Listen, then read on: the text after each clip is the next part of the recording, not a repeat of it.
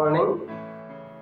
आजच्या दिवसामधील पवित्र वचन आज पवित्र शास्त्रातून उत्पत्ती याचा 3रा अध्याय आणि 8वं वचन आज आपल्यासाठी निवडलेलं आहे आणि ते वाचूया. यानंतर शोळप्याचा वारा सुटला असता परमेश्वर देव बागेत फिरत होता. त्याचा आवाज त्यास ऐकू आला. तेव्हा परमेश्वर देवाच्या दृष्टीपुढून आदाम व त्याची स्त्री बागेतील झाडात लपले.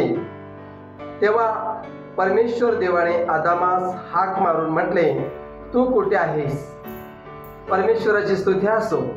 ज्या परमेश्वरानं आदामाने हवेला ज्या बागेमध्ये ठेवलेलं होतं त्या बागेचा पूर्ण ताबा दिलेला होता आणि परमेश्वराचा विश्वास त्यांच्यावर होता आणि त्या बागेची पूर्ण राखण त्यातली फळं खाण्यासाठी त्यांना मुबलक अशी परवाना होता.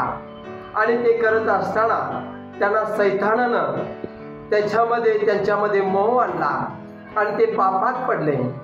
आणि ज्यावेळेला ते नग्न असताना ते स्वतः ते लाजावले आणि म्हणा लागले की आम्ही नग्न आहोत.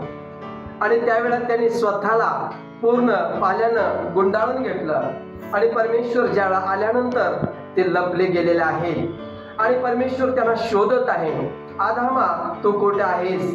आज देखील आम्ही या जगाच्या स्वार्थी किंवा या जगाच्या मोहाला बळी पडलेला आहोत आणि सैतानानं आम्हाला गुरफटलेला आहे.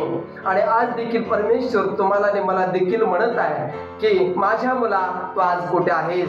आणि खरोखरच आज या वचनाच्या द्वारे परमेश्वर तुम्हाला आशीर्वादित करो आणि माझा विश्वास आहे आजचा संदेश तुम्हाला आवडलेला आहे.